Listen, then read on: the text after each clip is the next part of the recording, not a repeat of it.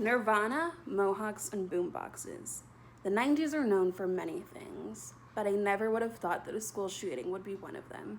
My name is Kelsey Landrum, and I am a survivor of the Columbine Day school shooting. April 20th, 1999, also known as Hitler's birthday. That day will forever be etched in my mind, but not because it was Hitler's birthday, because that was the day that my high school, where I go to school to learn, where I go to school to be safe, was shot up. I remember it like it was yesterday, 30 years later, and that is still the scariest thing that has happened in my life. That was the scariest thing that has ever happened to me. It's worse than any horror movie that I could have ever envisioned. I was in my math class, and I remembered that I was in my math class because it was really hard.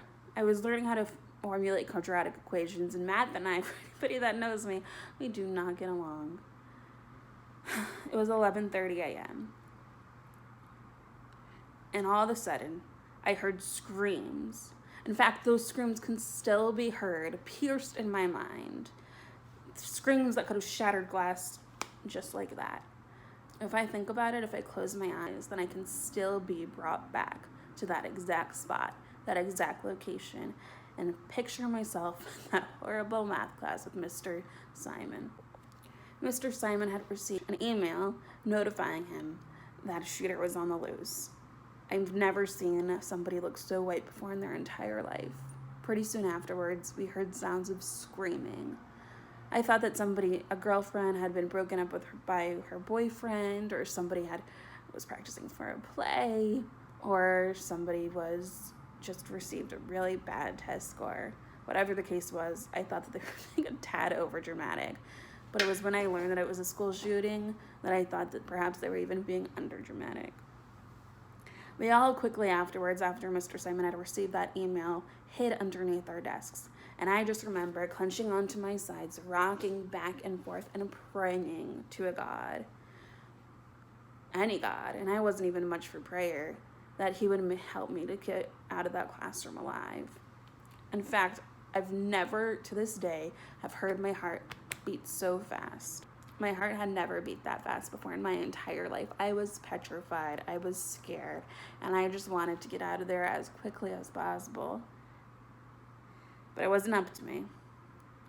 It took about 2 hours that we were hiding underneath our desks, praying and rocking and trying to be as still as statues, because if God forbid we made one peep, Harris and Klebold could hear us, and the worst thing would be for them to be able to shoot up our classroom, which we were all scared of.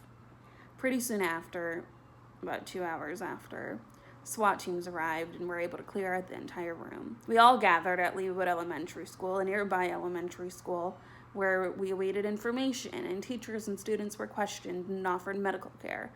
I just remember hearing the news come in.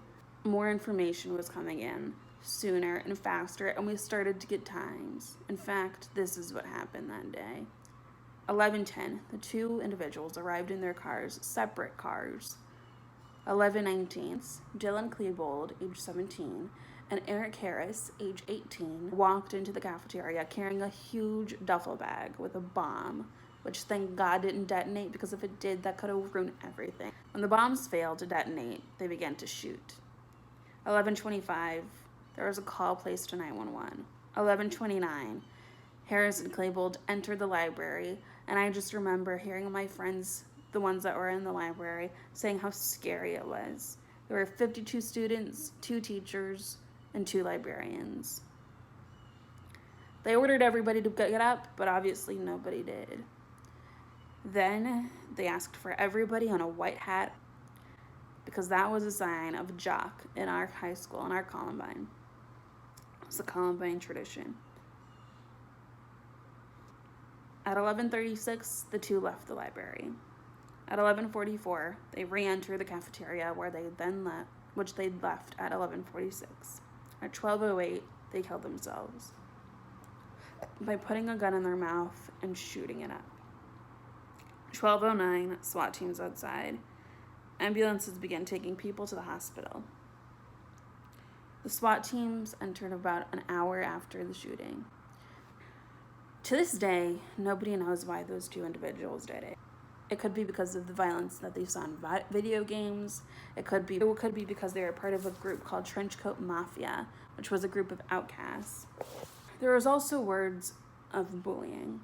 In fact, it was stated that were regularly called faggots. Harris was actually embarrassed of who he was, and that might have been a leading cause, because he had a chest indent, which made it really hard for him to be able to take off his shirt in gym class. And it was the cause of ridicule for others, because they were able to comment on something that was different about him that wasn't for everybody else. In the aftermath of the shooting, on November 12th of 1999, Mark Maines, who was the man that sold Harris and Claybold their guns, was sentenced to 6 years in prison. In April 2001, nearly 36 families of Columbine victims settled suits with the parents of the suspects and their gun suppliers.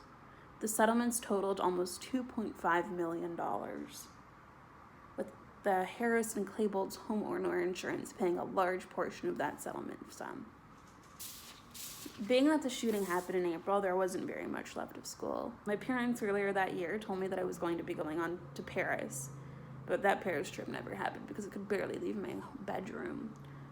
Whenever I shut my eyes for almost 5 years, I could hear the screams and the shootings, then the sounds of the guns going off. We refunded our trip for Paris because I knew that I wasn't going to be able to enjoy myself, and I actually just spent most of the summer cuddled up in my bed with a pillow on top of me, just clenching and just praying for my friends and hoping that they had found their way to heaven, because that was no way to die. And to this day, I still feel horrible, and I still experience survivor's guilt. Why them? Why not me? I continuously ask myself, even 30 years later, and seeing things happen like this on the news day after day, it's not fun.